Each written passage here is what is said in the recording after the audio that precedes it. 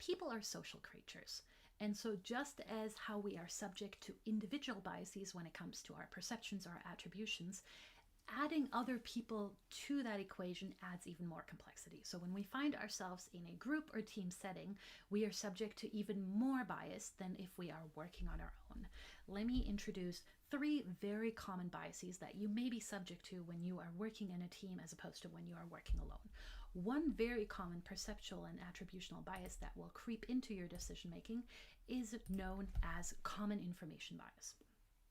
Common information bias is the fact that when you are working in a group, you tend to focus on information that members of that group have in common.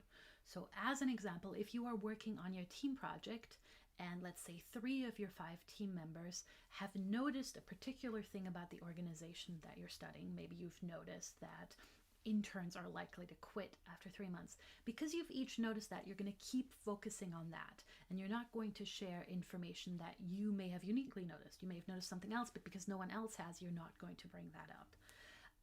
Common information bias is applied in a fun way in something known as murder mystery games. You may have heard of these already, but they're basically games where members of the game are each given a little bit of information about how to solve a murder. So one person might be given the time that the murder happened and the tool, right? So they're all given a little bit of extra information. The key is that in murder mystery games, some of the information is given to multiple people. So 3 of the players may have been told about the weapon. Because multiple people were told that information, they're going to keep focusing on that. And so a lot of murder mystery games tend to fail because people are subject to common information bias. They keep focusing on the information they have in common rather than paying attention to information that only one member may uniquely bring to the case. So that's common information bias. Focusing on common information to the detriment of focusing on information that is unique to just one or a limited number of members. A second way that we become biased when we work in groups is known as group polarization. We all have opinions on subject matters, but what happens is when you are in a group and you start discussing those opinions, you tend to become more polarized. You tend to move more towards the extreme. Now, you can see that when people agree. We've seen that in our recent political climate, that as you're talking to someone that you agree with, you tend to become more extreme in that opinion. But it can also happen if you disagree. You could see polarization towards 2 directions. The point is that as you are discussing your ideas, because you're having to justify them to people and you're having to articulate them, you tend to become more extreme. So we tend to be more extreme in our opinions because we have expressed them in a group setting than we might be if we had just thought about them on our own.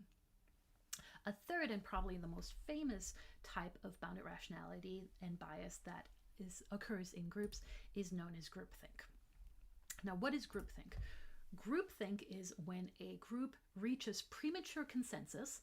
They prematurely decide on a course of action because the members of the group are prioritizing harmony and getting along over sharing dissenting opinions. So you may be working in a group setting and everyone may be deciding on an opinion. You know in your head that that is a terrible decision, but you don't want to contradict. No one else has contradicted, so you go along with it. So in groups, we are subject to going along with premature decisions because no one wants to be that minority opinion and speak up. Now, historians and sociological researchers have attributed some of the greatest catastrophes in recent history to groupthink, where powerful groups of decision makers had to make a decision and there was no minority dissent. So think of the example of the Challenger explosion. We know now that a lot of people knew that there were risks with the Challenger launch. They knew that there was a risk of the shuttle having serious problems, but no one was willing to speak up because they were subject to groupthink, because they were working in a group and they didn't want to be that minority voice. Why didn't they want to speak up? What causes groupthink? We find that groupthink has a number of common causes. Having limited time, resources, or facts. So if you are in a pressure cooker environment where you're expected to make a decision now, or you're expected to make a decision on limited facts, makes it much more likely that your group is going to be subject to groupthink, that minority members are not willing to speak up. Peer pressure, wanting to get along with the group, and also strong leaders. Any kind of social pressure like that makes it harder for dissenters to speak up. In addition, a sense of isolation. So when groups are working in isolation, they are more likely to engage in groupthink. Now, that's something you should think about for this class. Because of this virtual setup, you are more likely to not discuss your group project with other groups. Whereas if we were in a physical classroom, you'd be bumping into other people, you might be sharing their ideas. Realize that that makes you more subject to groupthink. It makes you more subject to going down a course of action that may not be ideal. So really think about whether or not it's time to speak up and stop that if you think that it is too premature to make that decision. The last is the illusion of invulnerability.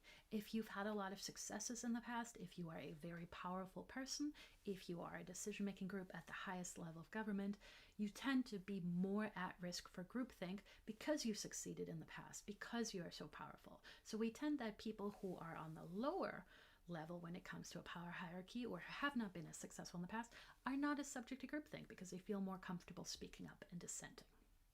So think about the various ways that you are biased, not just as an individual, but also by working in a team context.